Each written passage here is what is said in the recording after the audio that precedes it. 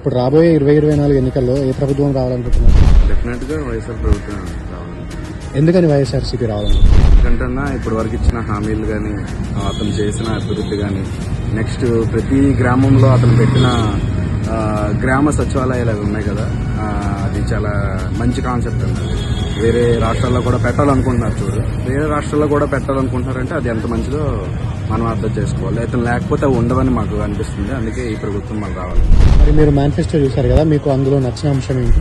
చిన్నపిల్లల నుంచి ముసలి వాళ్ళ దాకా ప్రతి ఒక్కరికి ఉపయోగపడే మేనిఫెస్టో పెట్టారు. ఇప్పుడు కూడా సేమ్ అలానే ప్రతి ఒక్కరికి ఉపయోగపడేది, నెరవేర్చగలిగేది, రాష్ట్రానికి ఉపయోగపడేది పెట్టారు. కాబట్టి మొత్తం మేనిఫెస్టో అంతా మనకి నచ్చింది. మేనిఫెస్టోలో భాగంగా రాజధానిల గురించి కూడా జగన్ గారు చెప్పారు. ఆ రాజధానిల గురించి మీరు ఏమనుకుంటున్నారు?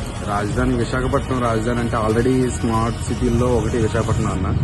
ఇది రాజధానిగా అవడం వల్ల ఏంటంటే గవర్నమెంట్ కూడా బడ్జెట్ తక్కువ అవుద్ది అనమాట. రాజధాని కొత్తగా నిర్మించడానికి ఇది కాకుండా కొంచెం బడ్జెట్ అది తక్కువ అయ్యి, నెక్స్ట్ రాజధాని కూడా మంచి ఏరియాలో మంచి ప్లేస్ లో పెట్టారు. కాబట్టి ఈ ఏరియాలో ఉండే వాళ్ళకి, యువతకి కానీ ఎవరికి కానీ అవకాశాలు కానీ, ఉద్యోగ అవకాశాలు అవి పెరుగుతూ ఉంటాయి.